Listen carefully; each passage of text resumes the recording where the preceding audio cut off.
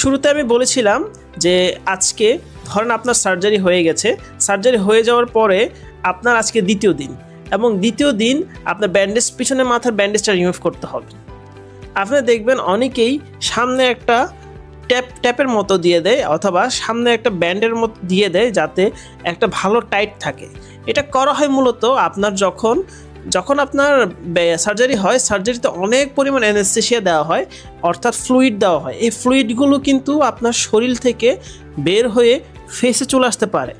যখনই আপনি সার্জারি করবেন, সার্জন কিন্তু আপনাকে বলে দিবে ঝুঁকে কাজ করবেন না। ঝুঁকে কাজ করলে কি হয়, অতিরিক্ত যে অ্যানেস্থেসিয়াটা আছে সেটা পানি আকারে আপনার ফেসে আসতে পারে এবং সার্কুলেট হয়ে ফেসটা সয়েল হয়ে যেতে পারে, যেটা দেখতে একটু খারাপ লাগতে পারে। সেজন্য আপনার সার্জারি পরবর্তীতে আপনার মাথার সামনের ফোরহেড অংশতে একটা ব্যান্ডেজ বা ট্যাপিং করা হয়। তো আসেন আমরা ফার্স্ট স্টেপে আসি, ব্যান্ডেজটা আপনি কিভাবে রিমুভ করবেন।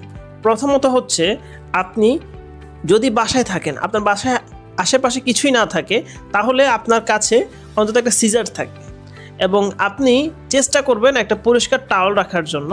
এবং বাসায় যদি আপনার কিছুই না থাকে, আপনি জাস্ট পানিটাকে ফুটাবেন, একটা পাত্রতে পানি ফুটাবেন, পানি ফুটিয়ে ওই পানিটাকে আপনি ঠান্ডা করবেন, ঠান্ডা করে আপনি নিয়ে নেবেন ব্যান্ডেজটা বা ড্রেসিং করার জন্য। দেন আপনি সিজারের সহায়তায় এই জায়গার অংশের একটা টেপের কোণা কেটে নেবেন, বাস এটাই হয়ে গেল। এবং এই কোণা কাটার পরেই আপনার জাস্ট একটু টান দিলেই আপনার পুরো ব্যান্ডেজটা খুলে আসবে। আপনি স্ক্রিনে দেখতে পাচ্ছেন, সেম প্রসেসে আপনি ব্যান্ডেজটা খুললে ইজিলি খুলে যাবে, কোনো ধরনের অসুবিধা আপনার হবে না। দেন এখানে কিছু লেয়ার থাকবে, এই লেয়ারগুলোকে আপনি চাইলে আপনার ক্লিনিক থেকে দেওয়া নর্মাল স্যালাইনের সলিউশনটা দিয়েও করতে পারেন, অথবা আপনি আপনার যেভাবে প্রসেসটা বলেছি, যে গরম পানিকে ফুটিয়ে দেন ওইটাকে ঠান্ডা করে, পানিকে ফুটিয়ে এবং গরম পানিটাকে ঠান্ডা করে দেন আপনি ওইটা ইউজ করতে পারেন।